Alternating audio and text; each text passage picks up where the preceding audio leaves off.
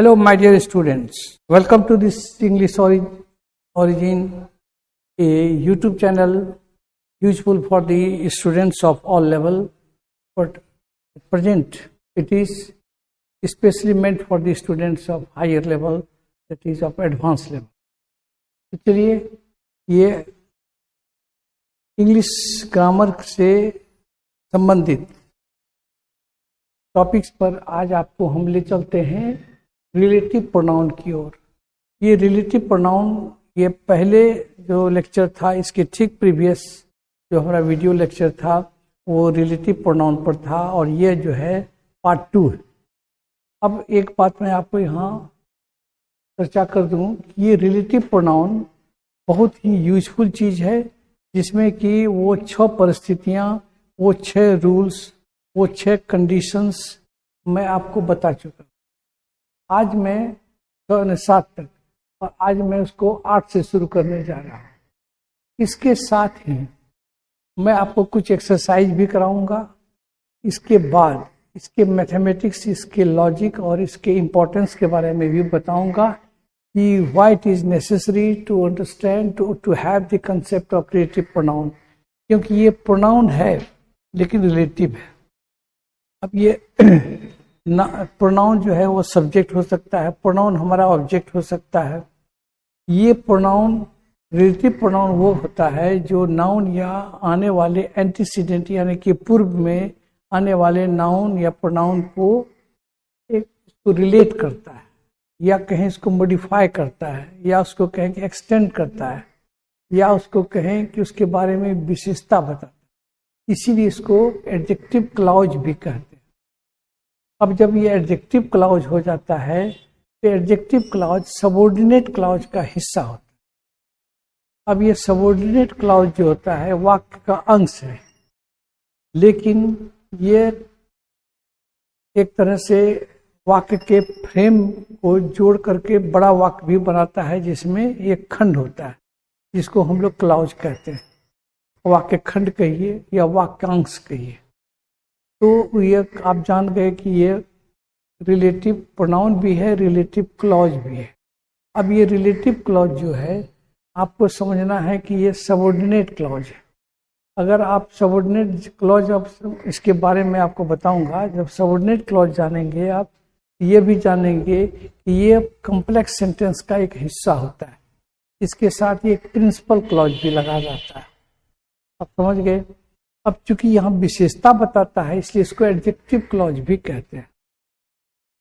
इसीलिए ये बहुत माने एडवांस कोर्स में इसकी ज़रूरत बहुत ही पड़ेगी आपको और इसको बड़े बड़े वाक्य को समझने में भी आपको आसानी होगी। चाहे आप कैसे बनावें या न्यूज़पेपर पढ़ें या कुछ भी पढ़ें तो इसकी ज़रूरत आपको पड़ जाएगी। दूसरा जो परीक्षाओं में जिसका इम्पोर्टेंस है कि स्पॉटिंग एरर्स होता है, कॉमन एरर्स होता है या कुछ लिखते हैं तो उसको शुद्ध कैसे लिखेंगे, उसमें जब हम रिलेटिव प्रोनाउन आ जाएगा तब वर्ब का रूप कैसा होगा, ये सारी बातें को आपको समझना ही पड़ेगा।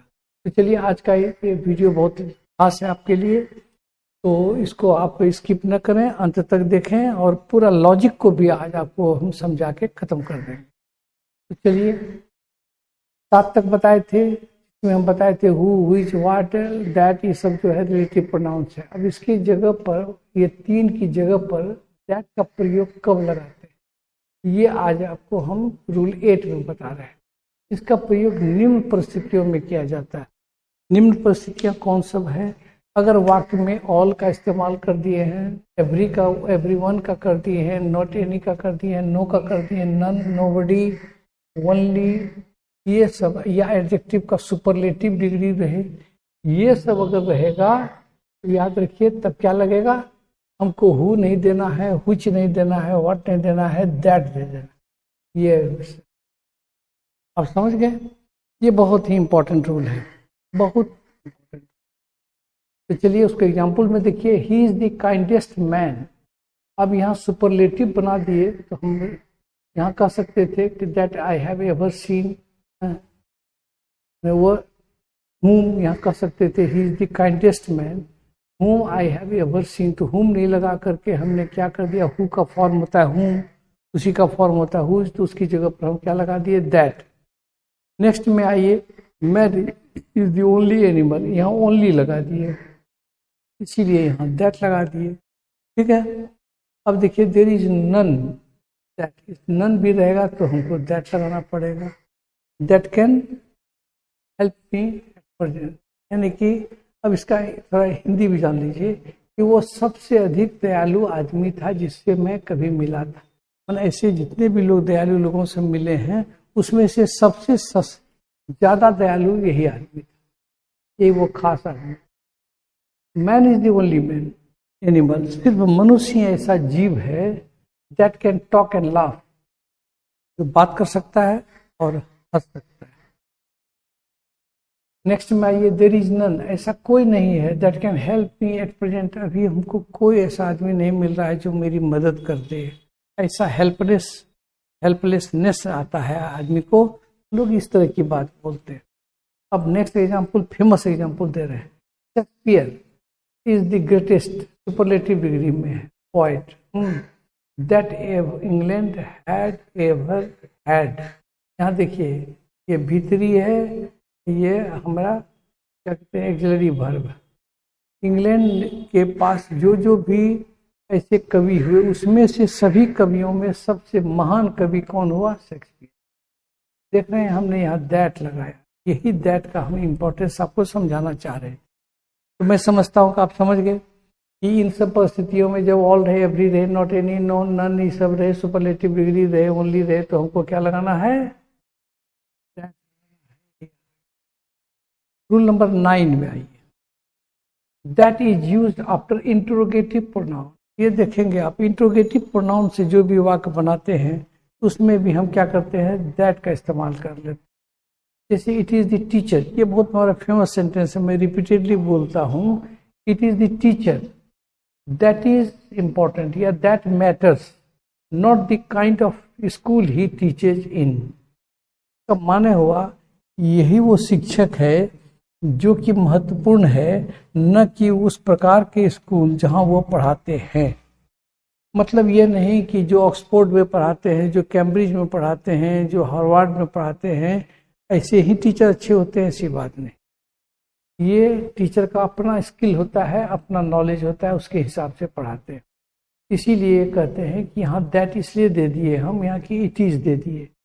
इट इज जब दे दिए तो हमें यहाँ इट इज हो सकता है या इट वाज हो सकता है, और यहाँ छूट गया इंट्रोगेटिव प्रोनाउन। इंट्रोगेटिव प्रोनाउन में भी जैसे what is it that troubles you, वो कौन सी चीज है जो तुम्हें कष्ट देता है। यहाँ थिंग के लिए हम क्या दे दिए, दैट। देख रहे हैं ना, तो दैट का इस्तेमाल हम कहाँ कर दिए, इंट्रोगेटिव प्रोनाउन। और इट इज या इट वाज रहे तो हम यहाँ क्या करते, यहाँ भी दैट लगा देते। तो कहने का मतलब इन सारी जगहों पर हम दैट का इस्तेमाल करते। तो ये रिलेटिव प्रोनाउन की अपनी खासियत है, इसका अपना नियम है कि ऐसी परिस्थितियों में दैट ही लगाते हैं और दूसरा कोई व्हिच नहीं लगाते हैं, व्हाट नहीं लगाते हैं, हु नहीं लगाते हैं। अब चलिए 11वां में देखिए कि दैट इज केप्ट साइलेंट। कभी कभी देखे होंगे कि दैट को साइलेंट कर देते, मैंने दैट नहीं बोलते हैं, ये अंडरस्टूड हो जाता है, आप समझ जाते हैं कि यहाँ दैट है। एग्जाम्पल में देखिए, this is the book that I bought yesterday, यही वो कलम है, यही वो किताब है जो मैंने कल खरीदी थी। तो यहाँ देखिए दैट नहीं भी बोलेंगे आप तो हो जाएगा, क्या बोलेंगे आप, this is the book I bought yesterday, यही वो कलम है जो मैंने कल खरीदी। This is the house I live in, यही वो घर है जहां मैं रहता हूं। तो वेयर वहां साइलेंट हो गया, उसकी जगह ये सभी रिलेटिव प्रोनाउन टैप हो जाते हैं। दिस इज द पीपुल हुम आई मेट, ऐसा भी होता है जिसको बोलते हैं द पीपुल आई मेट, जिन लोगों से मैं मिला था, वे आर रिच, वो सभी अमीर लोग थे। ठीक, एक और एग्जांपल लीजिए, द फ्यू, ऐसे कुछ अंग्रेजों से मैं मिला था, इंग्लिश, हुम आई मेट, जिनसे मैं मिला था, हुम नहीं लिखते हैं, साइलेंट हो जाता है। आई मेट वेयर लायर, ऐसे अंग्रेजों से मैं मिला था जो झूठा था। ठीक है, नेक्स्ट में आइए, this is the book about which I told you, यहाँ क्या करते हैं, अबाउट व्हिच हटा देते हैं, खाली यहाँ अबाउट लगा दिए, मेरा ये व्हिच गायब हो गया। ठीक है, और ये जब आता है ऐसी स्थिति में ये अबाउट जो है लास्ट में आ जाता है, टोल्ड यू अबाउट। इन सब परिस्थितियों में हम देखते हैं कि दैट या रिलेटिव प्रोनाउन साइलेंट हो जाता है, चुप हो जाता है, गायब हो जाता है, वैनिश हो जाता है। ये समझ गए। अब आइए कुछ और बातें इसकी बताते हैं जो आप जानेंगे एक्सरसाइज के माध्यम से, और ये एक्सरसाइज आपको हेल्प करेगा पूरे रिलेटिव प्रोनाउन के रूल्स को याद कराने में। तो चलिए शुरू करते हैं कि जैसे अगर आप समझ लीजिए कि कोई एमसीक्यू परीक्षा में पूछा जा रहा है। एमसीक्यू आप जानते हैं, मल्टीपल चॉइस क्वेश्चन। तो मल्टीपल चॉइस क्वेश्चन में आपको ए में दे देगा ये हु, बी में दे देगा व्हिच, सी में देगा व्हाट, और डी में दे देगा ये। कभी कभी नो एरर भी रहता है, इसमें कहते हैं कि इसमें कोई गलती नहीं। ये मल्टीपल चॉइस का फैशन है। तो हम 4 ही रखते हैं जनरली। 4 के लिए हम क्या करते हैं, एग्जाम्पल में देख रहे हैं कि इस 4 में से डिसाइड करना है कि कौन सा लगेगा। आई मेट द बॉय, मैं उस लड़के से मिला। डैश स्टोल माई पेन, जिसने मेरी कलम चुरा ली। जो भी रिलेटिव प्रोनाउन है वो जो, जिसने, जिसे, जिन्होंने, ये सब अर्थ देता है। उसके लिए हम वहाँ क्या बैठा सकते हैं, हु लगेगा, this is the boy. Person है, पर्सन के लिए हु लगता है, आप जानते होंगे, तो हु इज करेक्ट। ठीक है। नेक्स्ट में I call the man who is standing at the door. What is standing on the door वस्तु के लिए हो जाएगा, व्हिच हो जाएगा और निर्जीव पदार्थ के लिए, एनिमल के लिए, और दैट हो जाएगा वो जो इन परिस्थितियों के लिए। तो ऐसा कुछ नहीं है, तो आपको यहाँ क्या लग जाएगा, हु। तो आप यहाँ हु दे दीजिए। उस आदमी को बुला जो दरवाजे पर खड़ा है। The man who was sitting here, जो आदमी यहाँ बैठा था ना वो चला गया। The boy who was sitting here has gone, चला गया। सिंग ए सॉन्ग, गाओ वो गीत। व्हिच, व्हाट एवर, यह देते हैं व्हाट एवर, जो भी गाना चाहते गा सकते हो उसको गाओ। यहाँ व्हाट एवर, ठीक है, जो भी गा सकते हो तुम गाओ, लेकिन गाना गाओ। डू, करो। What ever comes in your way, जो भी तुम्हारे रास्ते आता है। What ever comes in your way, जो भी तुम्हारे रास्ते में आए, हाँ, उसको करो। दूसरा है do what ever you believe, जो भी तुम विश्वास करते हो उस पर तुम उसी हिसाब से करो। जो भी विश्वास करते हो करो। आई डू व्हाट एवर ज्यादा सुटेबल है। I do what ever my heart says, जो भी मेरा दिल कहता है ना। अब व्हाट भी कहेंगे तो वो भी सही हो। व्हाट माई हार्ट सेज, जो मेरा दिल कहता है मैं वही करता हूँ, या जो भी मेरा दिल कहता है, जो भी कह देंगे तो व्हाट एवर हो जाएगा। ठीक है, इस तरह से व्हाट माई हार्ट सेज या व्हाट एवर माई सेज, जो भी मेरा दिल कहेगा कहता है मैं वही करता हूँ भाई, बात साफ। अब देखिए गिव द बुक, यहाँ निर्जीव चीज आ गया।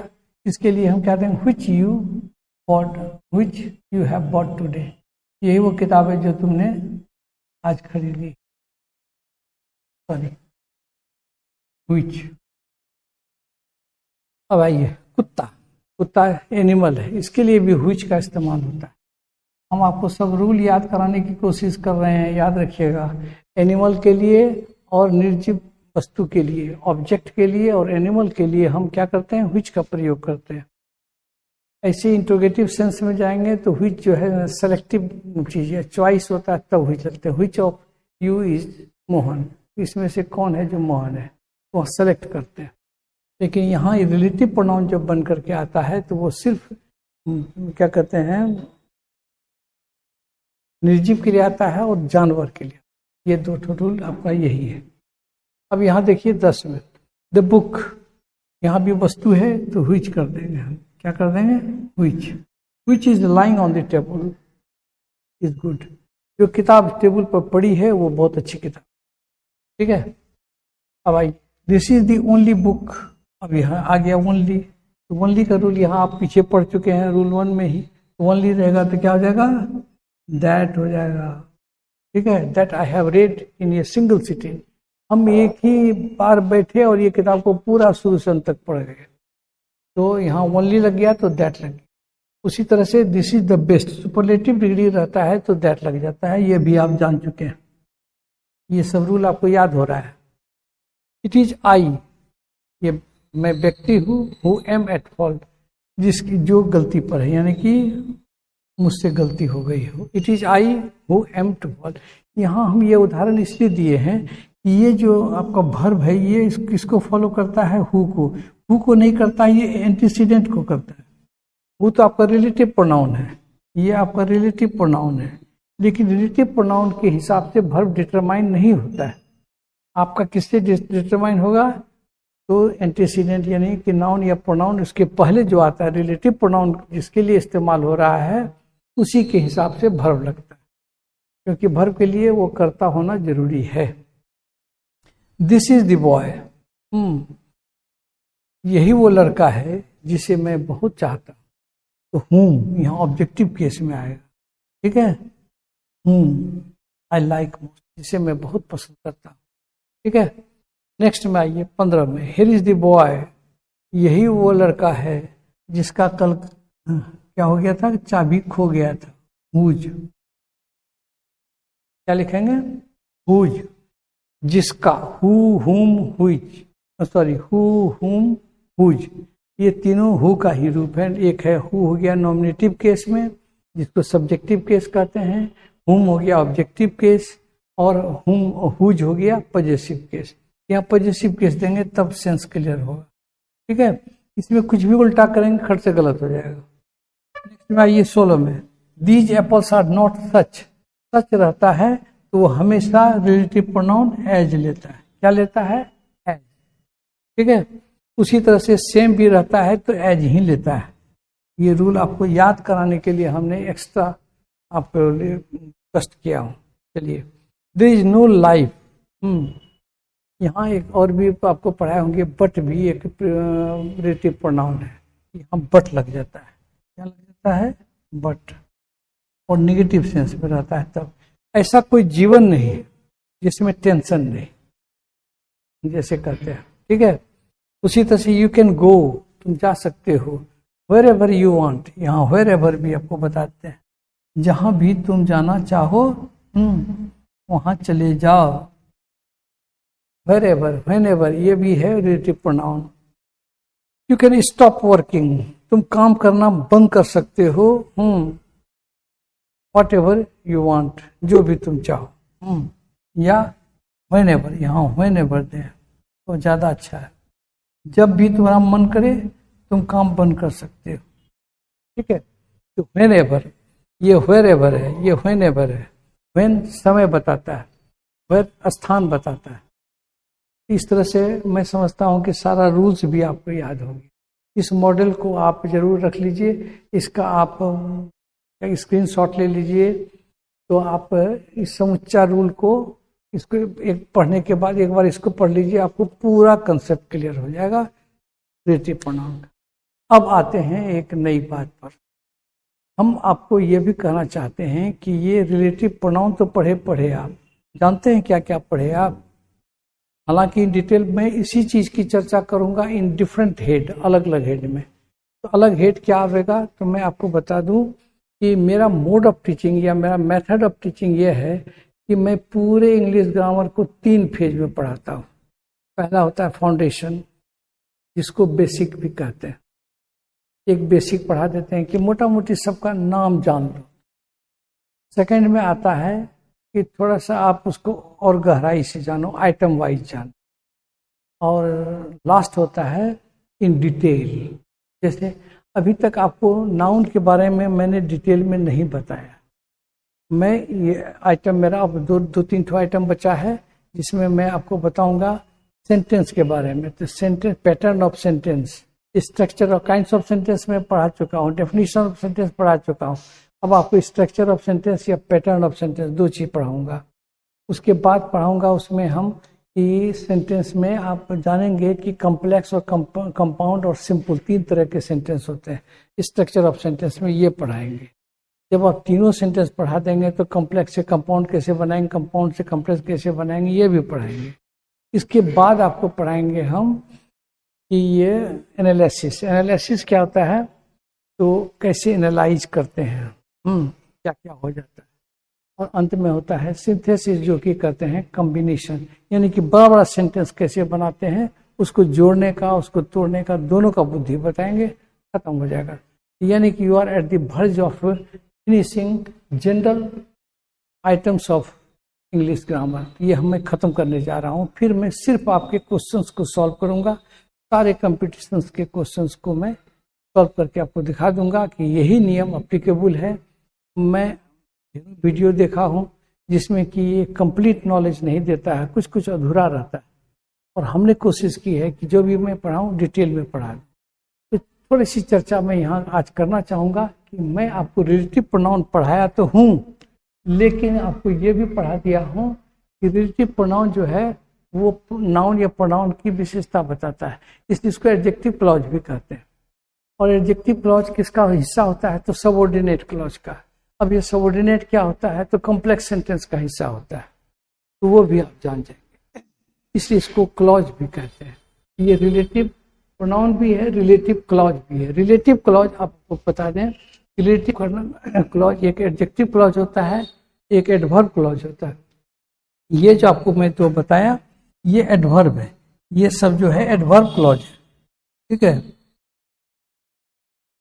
ये एडवर्ब क्लॉज है। और नाउन की विशेषता जो बता रहा है वो एडजेक्टिव क्लॉज है। तो ये क्लॉज की भी दुनिया है। डिफरेंट स्टेट्स में, सीबीएसई वगैरह में, आईसीएसई में, सभी में ये सब की पढ़ाई होती है बाकायदा उसमें सिलेबस में। तो मैं समझता हूँ कि ये हर किसी के लिए ज़रूरी है, और ज़रूरी इतना है कि आप इसके बगैर आगे की अंग्रेजी की दुनिया में कदम नहीं रख सकते। तो मैं आशा करता हूँ कि मैं आपको सही ढंग से ले जा रहा हूँ, आप सही ढंग से जा रहे हैं, and wish you all the best. इसमें आप बेस्ट करने के लिए कामना करते हैं। Thank you very much.